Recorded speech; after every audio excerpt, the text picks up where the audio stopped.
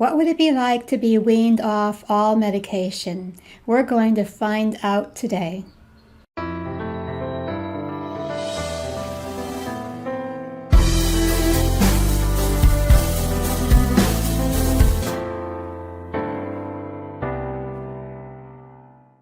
Welcome to Know and Grow. You can't live what you don't know.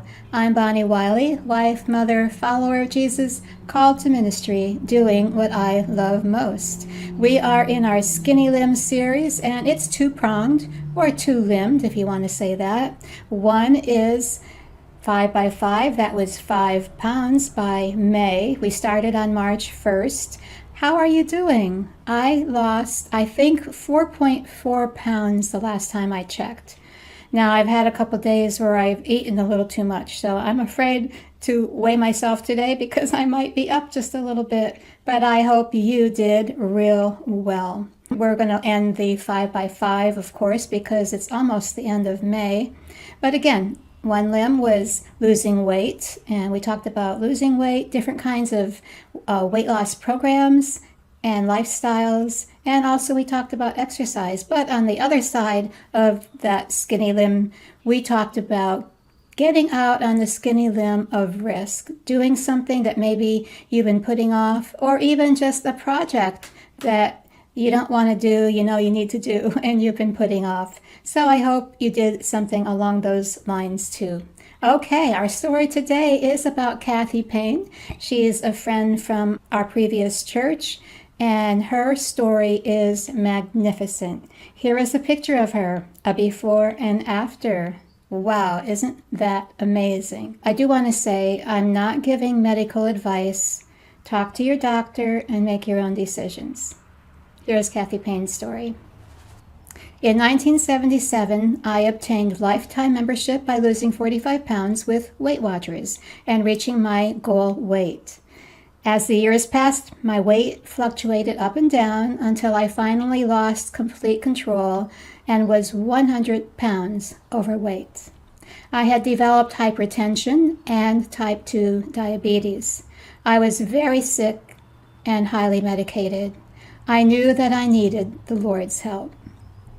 My doctor wanted me to take additional meds to control the type 2 diabetes. I asked her if there was an alternate plan, and she said it would require that I lose weight and walk every day. This was a tall order because walking had become difficult. I asked her to hold off on giving me additional meds so that I could try to walk and lose weight. I knew there was no way I could succeed unless I relied on the Lord. I asked God to give me a plan. He did. I followed a low-carb diet and then eventually returned to the Weight Watchers plan. I went back to visit the doctor after 2 months of walking and eating properly.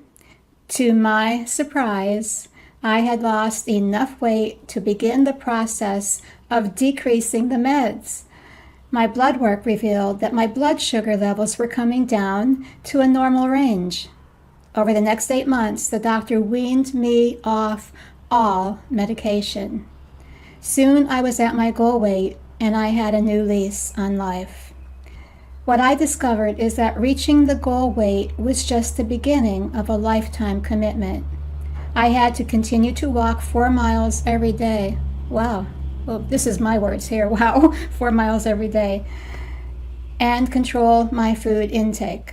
I am still a work in progress, and if I gain a few pounds, I immediately work on getting it off. Recently, when I saw the doctor, she said, "I can't believe you have succeeded." She said most of my patients would have given up by now. I am no longer diabetic, nor do I have high blood pressure. I give all the glory to Jesus Christ. Without his daily help, this would not be possible. I hope that my story is a source of encouragement to everyone who is in the same battle. Don't ever give up. I want to tell you that I believe in you and you can do this. Thank you, Kathy Payne. That was a beautiful success story. And I am just so excited about the thought of people getting off meds. That is truly amazing. Of all the stories we've had so far with our different people that we've interviewed, this is the only one that really talked about being able to get off all meds. So I encourage all my listeners to, talk to your doctor, see what you can do, and really be committed to it. And I hope to hear some other good stories. In fact, anyone who has any stories to tell, please let me know, and I'll continue to share stories. I'm not going to stop completely the Skinny Limb series. Of course, the 5x5 will be over because it's only a few days away till the end of May. But we'll continue to put things up about weight loss, exercises, lifestyle, trying something new, tackling projects, things like that. So stay tuned. We will have more for Skinny Limb. Thanks for joining me on Know and Grow. You can't live what you don't know. And thank you, Kathy Payne, for that story. Colossians 1:10b says, all the while you will grow as you learn to know God better and better. And that's in the New Living Translation, the NLT. And coming up, I have some ideas. My son Nathan, you heard from him, and he talked a lot about the political scene. And he's going to talk again about things in politics. And it's going to be about, get this, cognitive warfare and cyber warfare. This will be a very interesting topic that will be coming up in June. Of course, Search the Scriptures, which we just started. We just have had 2 episodes. We'll continue that. Hearts, Homes, and Hurts. Linda Reel had said she would do an interview with me about depression. And I had talked to Jeanette Carlson. She was one of our people that we interviewed on Skinny Limb. And she said she would share something about handling crisis. And I really hope that I can get Dick and Joanne Fetzer back. And I would like them to talk about learning styles. He had taught that many years ago, and it was so very interesting. So hopefully we'll get them back and talk about learning styles. Okay, so that's a few things coming up. And again, thanks for joining me. I love you. Until next time, bye-bye.